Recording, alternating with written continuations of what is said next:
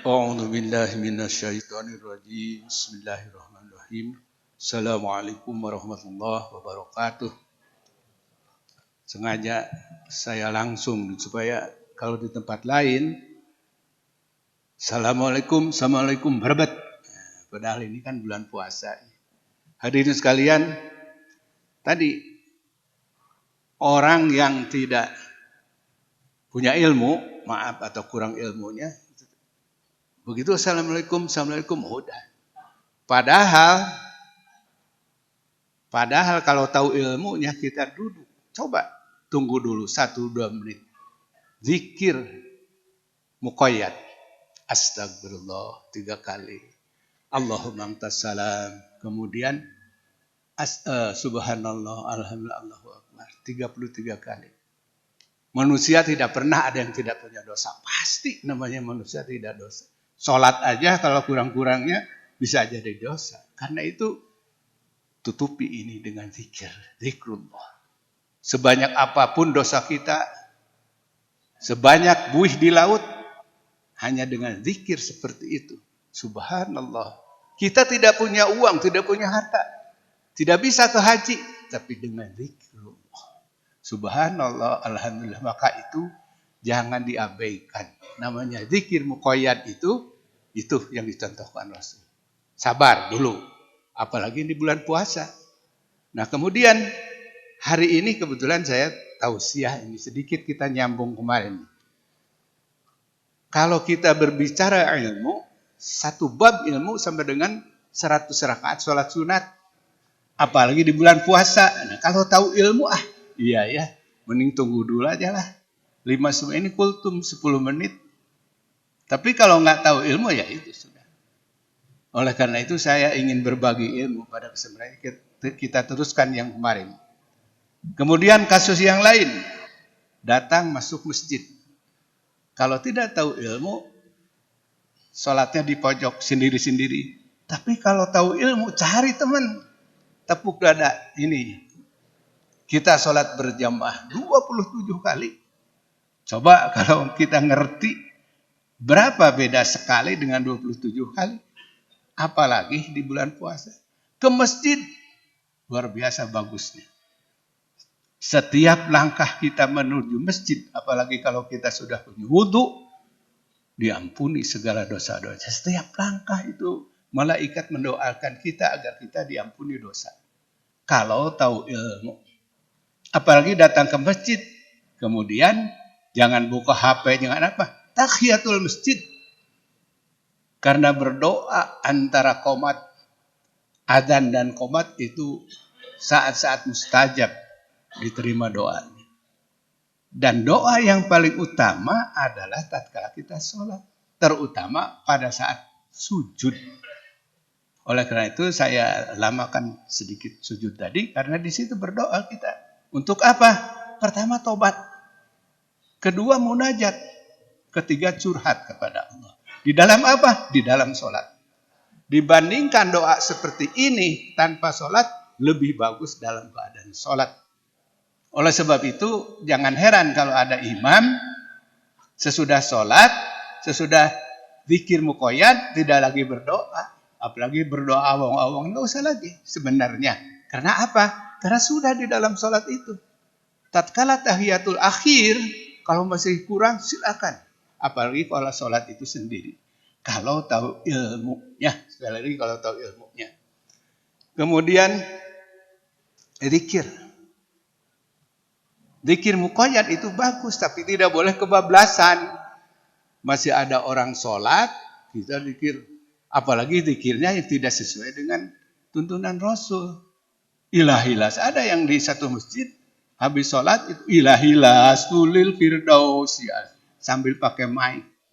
Padahal itu bukan zikir, itu mah sindiran Abu Nawas. Karena tidak punya ilmu, ngerti. Padahal zikir muqayyad mah itu tadi. Lakukan astagfirullah 3 kali. Subhanallah, Allahumma antas salam, subhanallah, Allahu akbar. Dan selanjutnya. Itu muqayyad. Kenapa? Ini karena tidak tahu ilmu. Kemudian taraweh. Pernah. Kalau kita lihat di YouTube kan ada taraweh 7 menit. Apa-apaan? 23 rakaat 7 menit. Itu mah sebenarnya tarawih orang Korea. Bukan orang Islam. Saya pernah ke Korea, sholatnya tuh begitu. Pakai bedug juga sama. Nah itu ya. Kemudian sholat dalam tarawih diwasolkan. Bismillahirrahmanirrahim. Alhamdulillahirabbil alamin arrahmanirrahim. Sampai saya protes, saya datangi Pak Ustadz, punten itu teh tarawih kan kita sholat, ya kan tarawih. Nah itu rasanya beda antara tarawih dengan sholat. Padahal tarawih itu sholat itu juga. Kenapa semua? Karena kurang mengerti. Hadirin sekalian, ini saya to the point aja tadi tidak apa, tapi saya a'udzubillah. Saya berlindung kepada Allah supaya apa? Apa yang kita lakukan ini jauh daripada godaan syaitan. Bapak mendengarkan, bapak-bapak, ibu-ibu, hadirin sekalian mendengarkan saya bukan karena melihat saya, tapi ikhlas karena Allah. Itu makanya a'udzubillah. Saya awali selalu a'udzubillah karena syaitan itu bukan hanya pada kita orang awam, Ustaz juga dapat kena setan. Godaan setan itu lebih pintar lagi setan. A'udzubillah. Nah hadirin sekalian, ini ada contoh tauladan minggu kemarin, mohon maaf, ini ketua DKM, saya nggak sadar-sadar. Di depan saya itu rupanya ada jenderal itu. Karena pakai PDL, jadi tidak kelihatan lebih gagah karungkitnya pangkatnya. Jadi saya bicara enak aja, tapi itulah contoh. Bahwa kalau masuk masjid, entah itu kopra, entah itu tatkala tidak sujud. No. Tidak ada yang lebih tinggi daripada Allah. Itu sebabnya kita sujud di masjid itu sama. Semua orang itu sama. Yang paling mulia adalah orang yang paling nurut sama Allah. Yang paling takwa. Oleh karena itu jangan rendah diri. Saya masih kopral, dia aja naik. Tapi ada contoh tauladan. Saya bayangkan beliau itu membuka sepatu PDL-nya, kemudian mau datang berjamaah di masjid di sini, mau tausiah. Sampai akhirnya sesudah sadar, oh iya beliau tuh akhirnya kita kasih buku kan, kita kasih buku kenang-kenangan buku ini. Nah hadirin, dari contoh itu bahwa kalau orang tahu ilmunya, walaupun dia dinas, walaupun dia sibuk, tapi menyempatkan diri untuk sholat berjamaah di bulan puasa. Mudah-mudahan beliau mendapat barokah dari pangkatnya. Amin.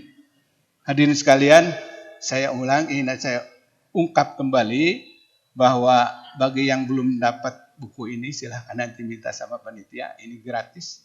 Ini saya orang medis. Kalau ada kasus, kan treatment. Kasus assessment dulu, periksa lab, treatment. Ini juga begitu. Ini latar belakangnya kasus. Ada kasus, kemudian saya teliti, saya analisa, saya treatment. Itu pendekatan saya begitu. Tapi lagi-lagi bahwa ini bukan mengajari. Namanya dakwah. Namanya dakwah itu mengajak. Mudah-mudahan dari buku ini paling utama adalah hidayah. Sekalipun yang bicara di sini mayat sudah dikubur suruh datang atau malaikat menyampaikan kalau belum dapat hidayah. Karena itu yang saya harapkan dari buku ini dapat hidayah. Itu. Hadirin, apa yang saya sampaikan adalah temuan kasus itu pada halaman 58, 59 bahwa ada orang yang nggak sadar itu salah. Agama itu syariat, bukan adat. Ada adat-adat yang tidak sesuai dengan syariat. Tapi ada adat-adat yang sesuai, lanjutkan, pelihara. Tapi kalau ada adat-adat yang tidak sesuai, hati-hati. Mungkin benar, mungkin tidak benar. Tapi jangan lupa bahwa sumber ilmu kita itu ada 3. Pertama Al-Quran, sudah pasti itu mutlak kebenaran. Kedua Al-Hadis, hadis pun harus dipilih. Antara sahih, hadis hasan, dhaif. Harus pelajari. Dan yang ketiga, kita tidak boleh mengandalkan akal saja. Ijma ulama. Ulama yang terkenal, yang sudah populer ada 4. Yang biasa kita anut adalah Imam Syafi'i karena beliau itu paling hati-hati. Tetapi tidak berarti menyampingkan pendapat imam-imam yang lain. Nah ini yang saya ingin sampaikan. Semua imam itu bagus.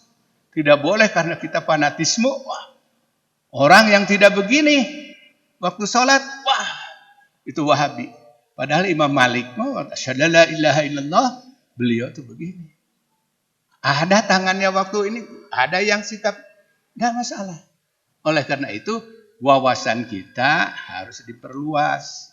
Bahwa sumber ilmu ada 3. 1 Quran, kalau ada hadis yang bertentangan dengan Quran, udah. Lewat hadis Quran yang paling utama.